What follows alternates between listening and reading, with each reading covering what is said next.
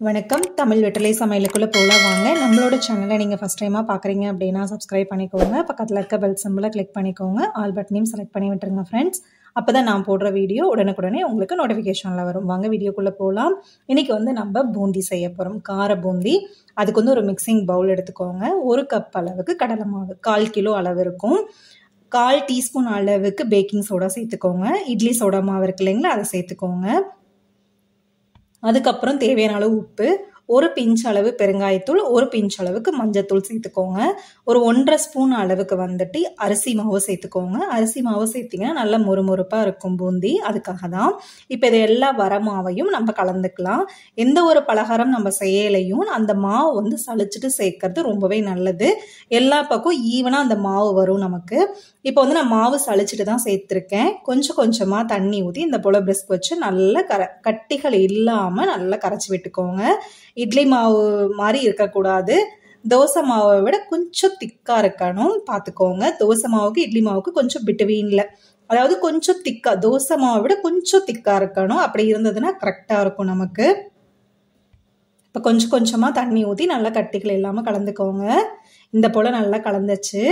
எப்படி இருக்கணும் நான் கரண்டியில் எடுத்து காமிக்கிறேன் பாருங்கள். இந்த போல் கன்சிஸ்டன்சியில் இருக்கணும். ஒரே ஈவனாக மாவு கொட்டணும். மெத்துன்னு அடையா அந்த மாதிரி விலகக்கூடாது. ஒரே ஈவனாக இப்படி கரண்டியில் எடுத்தோம் அப்படின்னா மாவு விலகணும். அதை கரெக்டாக பார்த்துக்கோங்க. ஒரு சட்டி வச்சுக்கலாம். அடுப்பில் இரும்பு சட்டி வச்சாச்சு. சட்டி நல்லா காஞ்சோன்னு எண்ணெய் சேர்த்துக்கலாம். எண்ணெய் நல்லா சூடாகணும். எண்ணெய் நல்லா சூடாயிருச்சான்னு சொல்லிட்டு சும்மா ஒரு ஸ்பூனில் எடுத்து ஒரு 2-3 ட்ராப் விட்டு பாருங்கள். நல்லா பாருங்கள், கீழேருந்து நல்லா மேலே அப்படியே உப்பி வருது இல்லைங்களா, அந்த மாதிரி வந்ததுன்னா அடுப்பை குறைச்சிட்டு நம்ம இந்த போல் ஜல்லிக்கரண்டி இருக்கும் இல்லைங்களா, எல்லார் வீட்லையும் இந்த போல் ஜல்லிக்கரண்டி இருக்கும். அதில் வச்சு இந்த கரண்டியில் மாவு மூண்டு அது மேலே ஊற்றுங்க. ஜல்லிக்கரண்டி இல்லை அப்படின்னா பூந்தி கரண்டி நீங்கள் ஆல்ரெடி வச்சுருந்தீங்கன்னா அதை யூஸ் பண்ணிக்கோங்க. பூந்தி கரண்டி இல்லாதவங்க இந்த போல் ஜல்லிக்கரண்டி வச்சு யூஸ் பண்ணுங்க. எண்ணெயில் செய்கிறனால பார்த்து கவனமாக செய்யுங்க. பபிள்ஸ் எல்லாம் அடங்கினதுக்கு அப்புறமா ஃப்ரண்ட் அண்ட் பேக் திருப்பி விட்டுக்கிட்டே இருங்க. அப்போதான் ஒரு ஈவனாக வரும் நமக்கு. இது அனல் குறைக்கிறது, கொஞ்சம் அதிகப்படுத்துறது, அந்த போல் வச்சு நல்லா பூந்தியை கிறிஸ்பியாக எண்ணெயில் பொரிச்சு எடுத்துக்கலாம். நம்ம நல்ல பால்ஸ் மாதிரி அழகாக உருண்டையாக உப்பி வந்திருக்கு பாருங்க. ரொம்பவே சூப்பராக இருக்கு. ஒன்னோட ஒன்று ஒட்டாமல் நல்லா உருண்டு வந்திருக்கு பாருங்க. இப்போ இதை நல்லா ரெடி ஆயிருச்சு. எண்ணெயிலேருந்து நம்ம வெளியில் எடுத்து பாத்திரத்தில் போடுறோம் இல்லைங்களா, அப்போ ஆறுனதுக்கு அப்புறம் கூட கொஞ்சம் கலர் வரும் நமக்கு. இதை நல்லா எண்ணெயில் வடிச்சிட்டு போட்டுருங்க. ஒரு பாத்திரத்தில் வச்சாச்சு. இப்போ நம்மகிட்ட இருக்க எல்லா மாவையும் இந்த போல் பொரிச்சு எடுத்தாச்சு. இப்போ நம்ம வேர்க்கடலை இதோட சேர்த்துக்கலாம். வேர்க்கடலை, பச்சை வேர்க்கடலையை இந்த கரண்டியில் வச்சுட்டு லைட்டாக அப்படி தள்ளி கொஞ்சம் பட்டுன்னு வெடிக்கும். அதனால நீங்கள் கொஞ்சம் கீழே வைக்க, திருப்பி மேலே எடுக்க, லைட்டாக இந்த மாதிரி கலந்து கொடுக்க, அந்த மாதிரி இருந்தீங்க அப்படின்னா உங்களுக்கு கரெக்டாக இருக்கும். கருகிடக்கூடாது, பார்த்து கவனமாக செய்யுங்க. லைட்டாக அந்த பபிள்ஸ் அந்த படப்படன்னு வெடிக்கும். வெடிச்சதுக்கப்புறம் பபிள்ஸ் அடங்கினோடனே நம்ம எடுத்து விட்டுறலாம் வெளியில். இப்போ அதே கப் அளவுக்கு பொட்டுக்கடலை எடுத்துக்கோங்க. சும்மா ஒரு சின்ன கப்பில் ஒரு அரை கப்பு அளவுக்கு எடுத்திங்கன்னா கரெக்டாக இருக்கும். ஒரு அரையில் முந்திரியை இந்த போல் நம்ம எண்ணெயில் பொரிச்சு எடுத்துக்கலாம். முந்திரி ஆப்ஷனல் தான். நம்ம வேர்க்கடலை பொட்டுக்கடலையோட சேர்த்து சாப்பிடல ரொம்ப சூப்பராக இருக்கும். நீங்கள் விருப்பப்பட்டால் முந்திரி சேர்த்துக்கலாம். ஒரு 6-7 பல்லு பூண்டு, ஒன்று பாதிகமாக தோலோட தட்டிட்டு நான் சேர்த்துருக்கேன். பூண்டும் நல்ல மொறுமொறுன்னு வரணும். வந்தோடனே நம்ம உள்ள சேர்த்துக்கலாம்.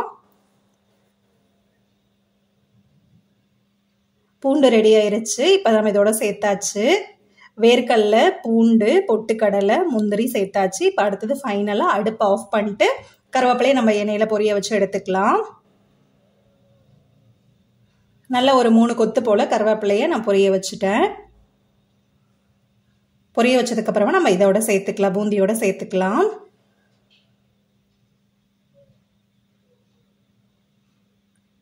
சேர்த்தாச்சு. இப்போ நம்ம இதோட சேர்த்துடலாம். எண்ணெயை வடிச்சிட்டு அதோட சேர்த்துடலாம். இப்போ சேர்த்ததுக்கு அப்புறமா உங்கள் காரத்துக்கு தகுந்த மாதிரி நான் 3/4 டீஸ்பூன் அளவுக்கு தனி மிளகாத்தூள் சேர்த்துருக்கேன். உங்கள் காரத்துக்கு தகுந்த மாதிரி நீங்கள் மிளகாத்தூள் சேர்த்துக்கோங்க. சும்மா ஒரு 1 பிஞ்ச் அளவுக்கு மேலால் உப்பு சேர்த்துருக்கேன். 1 பிஞ்ச் அளவுக்கு மேலால் உப்பு சேர்த்துருக்கேன். இப்போ இது எல்லாத்தையும் சேர்த்து நல்லா நம்ம கலந்து விட்டுறலாம். அவ்வளோதான், தீபாவளி பலகாரங்களில் காரம் ரெடி ஆயிருச்சு. பூந்தி நம்ம செஞ்சுருக்கோம். அனைவருக்கும் தீபாவளி நல்வாழ்த்துக்கள். இந்த வீடியோவை நீங்கள் கண்டிப்பாக செஞ்சு பாருங்கள். ரொம்ப ஈஸியாக இருக்கும். ஜஸ்ட் பிகினர்ஸ் கூட அவ்வளோ அழகாக செஞ்சு முடிச்சிடலாம். பாருங்கள், நல்ல பூந்தி ஒன்றோட ஒன்று ஒட்டாமல் நல்ல குண்டு குண்டா முத்து முத்தா எவ்வளோ சூப்பராக வந்திருக்கு பாருங்கள். கண்டிப்பாக அதை ட்ரை பண்ணுங்கள். எப்படி இருக்குன்னு சொல்லிட்டு கமெண்ட் பண்ணுங்கள். நம்மளோட சேனலை சப்ஸ்கிரைப் பண்ணிக்கோங்க. தேங்க்யூ.